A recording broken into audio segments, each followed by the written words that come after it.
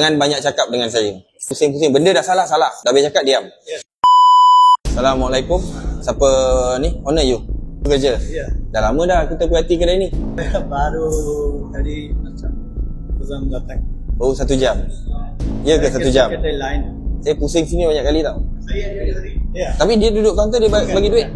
Dia tu tulis buku. Okay, tapi dia kat kaunter, dia berurusan dengan satu orang. Baru macam. Jap, saya tengah cakap dengan dia. Sabar, saya cakap dengan dia. Berurusan dekat kaunter lah. Dia berurusan dekat kaunter lah. Betul lah apa yang saya cakap, betul lah? Kan? Ke saya silap? Betul lah. Betul lah kan? Saya nampak dia. Bukan saya nampak sekali. Dah berkali-kali saya nampak. Antara orang yang berurusan dengan dia, dengan customer yang senegara dengan dia adalah dia lah. Sebab dia faham. Betul tak? Saya cakap, betul kan? Definasi saya betul. Yang jual-jual makanan ni, boleh saya tahu dia ada harga dia tak?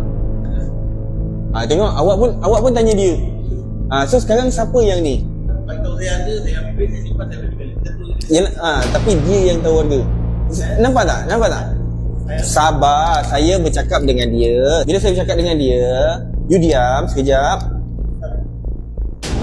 Boleh? Dia yang tahu harga. Sekarang ni siapa yang kontrol dekat makanan ni?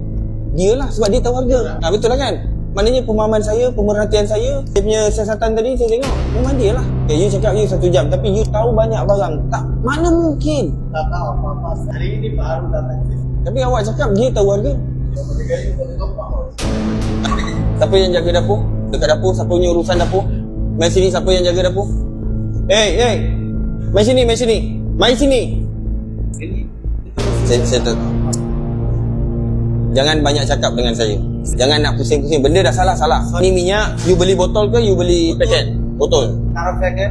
Betul Confirm. Bos ini bos angkat, betul. Bos ambil botol lah. Dia akan hantar yang ada isi lah. Kau tengok, minyak kalau baru, sini ada seal. Saya buka Haji. Kenapa you kena buka? Ini minyak baru, jangan pusing-pusing saya. Minyak yang dah pakai situ. Itu minyak yang dah pakai. Ini minyak belum pakai. Siapa masak? Kat sini. Dia macam dah lama masak. Saya lama.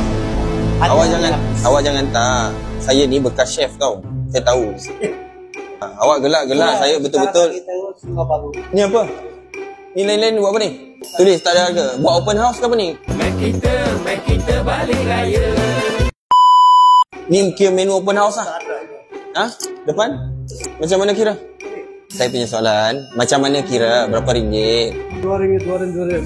Satu bungkus RM2. Makan pun RM2. Okay, macam mana saya nak tahu dia RM2? Selamanya customer bos. Semua orang tahu. Bukan cerita customer lama, customer baru, tak ada.